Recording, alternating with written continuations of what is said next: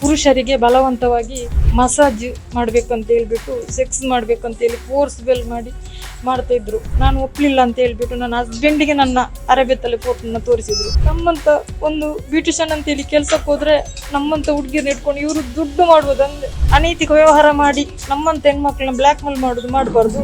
ಗಂಡಸರಿಗೆ ಬೇರೆ ಬೇರೆ ಲೈಂಗಿಕ ಕ್ರಿಯೆಗಳನ್ನು ಮಾಡಲಿಕ್ಕೆ ಒತ್ತಾಯ ಮಾಡ್ತಾ ಇದ್ರು. ಲೇಡಿಯನ್ನು ಬತ್ತಲೆ ಮಾಡಿ ಅವಳ ಫೋಟೋವನ್ನು ತೆಗೆದು ಅವಳಿಗೆ ಬ್ಲ್ಯಾಕ್ ಮೇಲ್ ಮಾಡ್ತಾರೆ, ಗಂಡನಿಗೆ ಹೇಳ್ತೇನೆ ಅಂತ ಹೇಳಿ. ನಗ್ನ ಫೋಟೋ ತೆಗೆಯುವ ಅಧಿಕಾರ ಯಾರಿಗೂ ಇಲ್ಲ.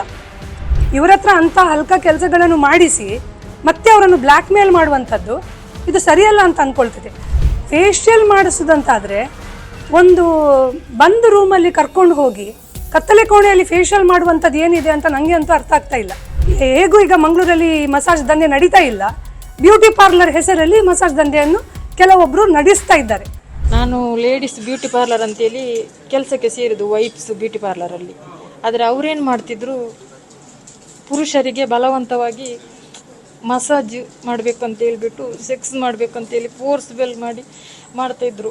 ಅದಕ್ಕೆ ನಾನು ಒಪ್ಪದೇ ಇದ್ದಾಗ ನಂದು ಅರಬೆತ್ತಲೆ ಫೋಟೋ ತೆಗೆದು ಬ್ಲ್ಯಾಕ್ ಮೇಲ್ ಮಾಡಲಿಕ್ಕೆ ಸ್ಟಾರ್ಟ್ ಮಾಡಿದರು. ನೀನು ಬೇಡದೆಲ್ಲ ಮಾಡ್ತೀಯ ಅಂತ ನಿನ್ನ ಹಸ್ಬೆಂಡಿಗೆ ಹೇಳ್ತೇನೆ, ಎಲ್ಲರಿಗೂ MMS ಮಾಡ್ತೇನೆ ಅಂತೇಳಿ ತುಂಬ ಬ್ಲ್ಯಾಕ್ ಮೇಲ್ ಮಾಡಿದರು. ಮುಂಚೆನೂ ತುಂಬ ಹೆಣ್ಮಕ್ಳಿಗೆ ಮಾಡಿದಾರಂತೆ. ಈಗ ನನಗೂ ಆಯಿತು, ಇನ್ನು ಮುಂದೆ ಯಾವ ಹೆಣ್ಮಕ್ಳಿಗೆ ಈ ಥರ ಆಗಬಾರ್ದು. ಆಮೇಲೆ ಟಾರ್ಚರ್ ಅಂದರೆ ಅದೇ, ನನ್ನ ಹಸ್ಬೆಂಡಿಗೆ ನಾನು ಒಪ್ಪಲಿಲ್ಲ ಅಂತ ಹೇಳ್ಬಿಟ್ಟು ನನ್ನ ಹಸ್ಬೆಂಡಿಗೆ ನನ್ನ ಅರಬೆತ್ತಲೆ ಫೋಟೋನ ತೋರಿಸಿದ್ರು. ಫೋರ್ಸ್ಬಲ್ ನನ್ನ ಡ್ರೆಸ್ ರಿಮೂವ್ ಮಾಡಿ ಫೋಟೋ ತೆಗೆಸಿ ಅವರು ಹಸ್ಬೆಂಡಿಗೆ ತೋರಿಸಿದ್ರು. ಈಗ ಹಸ್ಬೆಂಡ್ ಡಿವೋರ್ಸ್ ಮಾಡುವ ಇದಕ್ಕೆ ಬಂದಿದ್ದಾರೆ. ಕಮಿಷನರ್ಗೆ ಹೋಗಿ ಕಂಪ್ಲೇಂಟ್ ಮಾಡಿದೆ, ಆದರೂ ನನಗೆ ನ್ಯಾಯ ಸಿಕ್ಕಿಲ್ಲ ಇವರಿಗೆ. ನಮ್ಮಂಥ ಒಂದು ಬ್ಯೂಟಿಷಿಯನ್ ಅಂತೇಳಿ ಕೆಲ್ಸಕ್ಕೆ ಹೋದರೆ ನಮ್ಮಂಥ ಹುಡುಗಿಯನ್ನ ಇಟ್ಕೊಂಡು ಇವರು ದುಡ್ಡು ಮಾಡುವುದಂದೆ ಮಾಡಲಿಕ್ಕೆ ನೋಡ್ತಿದ್ದಾರೆ. ಇಲ್ಲ, ನನಗೆ ಕಂಪ್ಲೇಂಟ್ ಮಾಡಿದ್ರು, ನೋಡ್ತೇವೆ ಅಂತ ಹೇಳಿದ್ದಾರೆ. ಅಂದರೆ ನಾನು ಸುಸೈಡ್ ಮಾಡುವ ಹಂತಕ್ಕೂ ಕೂಡ ಬಂದಿದ್ದೆ.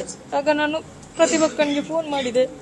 ಅವ್ರು ಹೇಳಿದರು, ನಿನ್ನೊಂದಿಗೆ ನಾನಿದ್ದೇನೆ, ನೀನು ಸುಸೈಡ್ ಮಾಡ್ಕೊಳ್ಬೇಡ, ಹಿಂಗೆ ನಾನು ನ್ಯಾಯ ದೊರಕಿಸಿಕೊಡ್ತೇನಂತ ಹೇಳಿದ್ದಾರೆ. ಮುಂಚೆಲ್ಲ ತುಂಬ ಹೇರ್ ಕಟ್ ಮಾಡೋ ಹುಡುಗರಿಗೂ ಹೊಡೆಯೋದು, ಅದನ್ನು ವಿಡಿಯೋ ಮಾಡೋದು, ಬ್ಲ್ಯಾಕ್ ಮೇಲ್ ಮಾಡೋದು ಎಲ್ಲ ಮಾಡ್ತಾರೆ. ಹುಡುಗಿಯರು ಈಗ 3 ಜನ ಇದ್ದಾರೆ. ಅವರ ಕೈಲೂ ಮಸಾಜ್ ಮಾಡಿಸ್ತಿದ್ದಾರೆ. ಬೇಡಿಕೆ ಅಂದರೆ ಅವರು ಅನೈತಿಕ ವ್ಯವಹಾರ ಮಾಡಿ ನಮ್ಮಂತ ಹೆಣ್ಮಕ್ಳನ್ನ ಬ್ಲ್ಯಾಕ್ ಮೇಲ್ ಮಾಡೋದು ಮಾಡಬಾರ್ದು, ಅದನ್ನು ನೀವು ಬಂದ್ ಮಾಡಿಸಬೇಕು. 4ನೇ ತಾರೀಕಿಗೆ ಮಂಗಳೂರಲ್ಲಿ ಒಂದು ಯುವತಿ ನನ್ನ ಹತ್ರ ಬಂದು ಒಂದು ಕಂಪ್ಲೇಂಟ್ ಅನ್ನು ಕೊಡ್ತಾರೆ. ಅವರು ಒಂದು ವೈಬ್ಸ್ ಎಂದು ಹೇಳುವ ಒಂದು ಬ್ಯೂಟಿ ಪಾರ್ಲರಲ್ಲಿ ಕೆಲಸ ಮಾಡ್ತಾ ಇದ್ದಾರೆ. ಅಲ್ಲಿ ಅವರಿಗೆ ಇದು ಬ್ಯೂಟಿ ಪಾರ್ಲರ್ ನೆಪದಲ್ಲಿ ಅವರನ್ನಲ್ಲಿ ಮಸಾಜಿಗೆ ಫೋರ್ಸ್ ಮಾಡಿ ಮಸಾಜ್ ಮಾಡಿಸ್ತಾ ಇದ್ರು ಗಂಡಸರಿಗೆಲ್ಲ ಹೇಳಿ. ಈ ಸಂದರ್ಭದಲ್ಲಿ ಏನಾಯಿತು, ಈ ಓನರ್ ಯಾರಿದ್ದಾರೆ ಈ ಲೇಡಿಯನ್ನು ಟ್ರ್ಯಾಪ್ ಮಾಡಲಿಕ್ಕೆ ಬೇಕಾಗಿ ಒಂದು ಕಸ್ಟಮರನ್ನು ಕಳಿಸ್ತಾರೆ. ಕಸ್ಟಮರನ್ನು ಕಳಿಸಿ ಅಲ್ಲಿ ಅವರನ್ನು ರೆಕಾರ್ಡ್ ಮಾಡಿಸ್ತಾರೆ, ಅವ್ರು ಮಾತಾಡೋದೆಲ್ಲ. ಆ್ಯಕ್ಚುಲಿ ಇದಕ್ಕಿಂತ ಮೊದಲು ಸಹ ಆ ಲೇಡಿ ತುಂಬ ಜನರ ಹತ್ರ, ಈ ಹೆಂಗಸ ಹತ್ರ ಮಸಾಜ್ ಮಾಡಿಸ್ಕೊಂಡು ಗಂಡಸರಿಗೆ ಬೇರೆ ಬೇರೆ ಲೈಂಗಿಕ ಕ್ರಿಯೆಗಳನ್ನು ಮಾಡಲಿಕ್ಕೆ ಒತ್ತಾಯ ಮಾಡ್ತಾ ಇದ್ರು.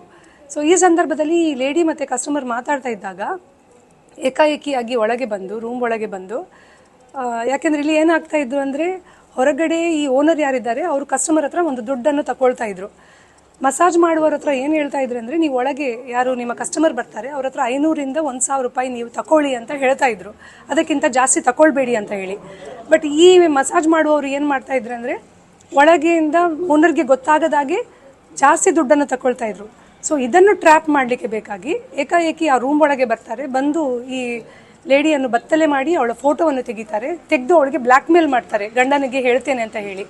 ಅದರ ನಂತರ ಗಂಡನಿಗೂ ಕಾಲ್ ಮಾಡಿ ಅವರನ್ನು ಒಂದು ಕಡೆ ಕರೆಸಿ ತನ್ನ ಹೆಂಡತಿಯ ಫೋಟೋವನ್ನು ತೋರಿಸಿ ಹೇಳ್ತಾರೆ, ನಿಮ್ಮ ಹೆಂಡತಿ ಈ ರೀತಿ ಇಲ್ಲಿ ಮಾಡ್ತಾ ಇದ್ದಾಳೆ ಅಂತ ಹೇಳಿ. ಇದನ್ನು ಹೊರಗಡೆ ಎಲ್ಲಿಯಾದರೂ ಹೇಳಿದರೆ, ಯಾರ ಹತ್ರ ಆದರೂ ಬಾಯಿ ಬಿಟ್ಟರೆ ನಿಮ್ಮ ಹೆಂಡತಿಯ ಫೋಟೋವನ್ನು ನಾವು MMS ಮಾಡ್ತೇವೆ, ಅವರ ಫೋಟೋಸನ್ನು ನಾವು ವೈರಲ್ ಮಾಡ್ತೇವೆ ಅಂತ ಹೇಳಿ ಅವರಿಗೂ ಬ್ಲ್ಯಾಕ್ ಮೇಲನ್ನು ಮಾಡಿರ್ತಾರೆ. ಈ ನಿಟ್ಟಿನಲ್ಲಿ ಹೆಂಗಸು 8ನೇ ತಾರೀಕಿಗೆ ಹೋಗಿ ಸ್ಟೇಷನಲ್ಲಿ ಕಂಪ್ಲೇಂಟ್ ಮಾಡಿರ್ತಾರೆ. ಇಲ್ಲಿವರೆಗೆ FIR ಆಗಲಿಲ್ಲ. ಇಂಥ ಕೃತ್ಯ ಆಗ್ತಾ ಇದೆ ಅಂತ ಹೇಳಿ ಸ್ವತಃ ಒಂದು ಲೇಡಿ ಬಂದು ಅದನ್ನು ಕಂಪ್ಲೇಂಟ್ ಮಾಡ್ತಾ ಇದ್ದಾರೆ. ನಾನು ಈ ರೀತಿ ಮಾಡ್ತಾ ಇದ್ದೆ, ನನಗೆ ಈ ರೀತಿ ಆಗಿದೆ, ನಂದು ಈ ರೀತಿ ಫೋಟೋಸ್ ಅವ್ರು ತೆಗೆದಿದ್ದಾರೆ, ಅದಕ್ಕೆ ದಾಖಲಾತು ಪೊಲೀಸ್ ಸ್ಟೇಷನಲ್ಲಿದೆ, ನಾನು ನೋಡಿದ್ದೇನೆ, ಹೌದು ನಾವು ಫೋಟೋ ತೆಗೆದಿದ್ದು ಹೌದು, ಅದನ್ನು ನಾವು ಡಿಲೀಟ್ ಮಾಡಿದ್ದು ಹೌದು ಅಂತ ಹೇಳಿ ಆ ತೃಪ್ತಿ ಅನ್ನುವ ಯಾರು ಬ್ಯೂಟಿ ಪಾರ್ಲರ್ ಓನರ್ ಇದ್ದಾರೆ ಅವ್ರು ಮೆನ್ಷನ್ ಮಾಡಿದ್ದಾರೆ. ಇಷ್ಟೆಲ್ಲ ಘಟನೆಗಳು ಆದರೂ ಇವತ್ತಿಗೂ FIR ಆಗಲಿಲ್ಲ. FIR ಮಾಡುವಾಗೂ ಕಾಣ್ತಾ ಇಲ್ಲ. ಇದಕ್ಕೆ ಏನು ರೀಸನ್ ಅಂತ ಹೇಳಿ ಪೊಲೀಸ್ ಡಿಪಾರ್ಟ್ಮೆಂಟ್ ಅವರು ಕೊಡಬೇಕು. ಕಮಿಷನರ್ ಮೇಲೆ ನಮಗೆ ಪೂರ್ಣ ನಂಬಿಕೆ ಇದೆ, ಯಾಕೆಂದರೆ ಅವರು ಇಂಥ ಆ್ಯಕ್ಟ್ಗಳನ್ನೆಲ್ಲ ಅವರು ಖಂಡಿಸುವವರು, ಅವರು ಆ್ಯಕ್ಷನ್ ತಗೊಂಡವರು. ಬಟ್ ಈ ಕೇಸಲ್ಲಿ ನಮಗೆ ಇಮಿಡಿಯೇಟ್ ಆಗಿ ರಿಸಲ್ಟ್ ಬೇಕು ಅಂತ ಹೇಳಿ ನಾನು ಈ ಮೂಲಕ ಕೇಳ್ತಾ ಇದ್ದೇನೆ. ಒಂದು ವೇಳೆ ಕೊಡಲಿಲ್ಲ ಅಂತ ಆದರೆ ಗೌರ್ಮೆಂಟಲ್ಲಿ ಬೇಕಾದಷ್ಟು ನಮಗೆ ಲೀಗಲಿ ತುಂಬ ರೂಲ್ಸ್ ಇದೆ. So we will go with that, we will go to the court and we will continue our fight. ಕಮಿಷನರ್ಗೆ ನಾನು ಮೊನ್ನೆ ಕಾಲ್ ಮಾಡಿದ್ದೆ, ಈ ರೀತಿ ಒಂದು ಕೇಸ್ ಇದೆ, ಜಸ್ಟ್ ನೋಡಿ ಏನಾಗಿದೆ ಅಂತ ಹೇಳಿ. ಆ ರೀತಿ ಅವರು ಅವಳಿಗೆ ಸ್ಪಂದಿಸಿದ್ದಾರೆ. ನೆಕ್ಸ್ಟ್ ಡೇ ಬರಲಿಕ್ಕೆ ಹೇಳಿದ್ದಾರೆ, ಕನ್ಸರ್ನ್ ಪೊಲೀಸ್ ಸ್ಟೇಷನ್ಗೆ ಹೋಗ್ಲಿಕ್ಕೆ ಹೇಳಿದ್ದಾರೆ. ಅಲ್ಲಿ ಹೋಗಿ ಅವಳು ಕಂಪ್ಲೇಂಟನ್ನು ಕೊಟ್ಟಿದ್ದಾಳೆ. ಬಟ್ ಅಲ್ಲಿಂದ there is no further developments. Reason ಕೊಡಬೇಕಲ್ಲ. ಈಗ ಆ ಫೋಟೋ, ಒಂದು ಮಹಿಳೆಯ ನಗ್ನ ಫೋಟೋ ತೆಗೆಯುವ ಅಧಿಕಾರ ಯಾರಿಗೂ ಇಲ್ಲ, ಯಾರು ತೆಕ್ಕೊಳ್ಬಾರ್ದು. ಮತ್ತೆ ಅದರ ಮೇಲೆ ಅದನ್ನು ಬ್ಲ್ಯಾಕ್ ಮೇಲ್ ಮಾಡೋದು, ಮನೆಯಲ್ಲಿ ಹೇಳ್ತೇನೆ, ಗಂಡನಿಗೆ ಹೇಳ್ತೇನೆ, ಇವರ ಹತ್ರ ಅಂಥ ಹಲ್ಕ ಕೆಲಸಗಳನ್ನು ಮಾಡಿಸಿ ಮತ್ತೆ ಅವರನ್ನು ಬ್ಲ್ಯಾಕ್ ಮೇಲ್ ಮಾಡುವಂಥದ್ದು ಇದು ಸರಿಯಲ್ಲ ಅಂತ ಅನ್ಕೊಳ್ತದೆ. ಯಾಕೆಂದರೆ ಇನ್ನೊಂದು ಏನಂದರೆ, ಯಾವುದೇ ಬ್ಯೂಟಿ ಪಾರ್ಲರಲ್ಲಿ ಗಂಡಸರಿಗೆ ಸರ್ವಿಸ್ ಗಂಡಸರೇ ಮಾಡಬೇಕು, ಹೆಂಗಸರೇ ಮಾಡಬೇಕು.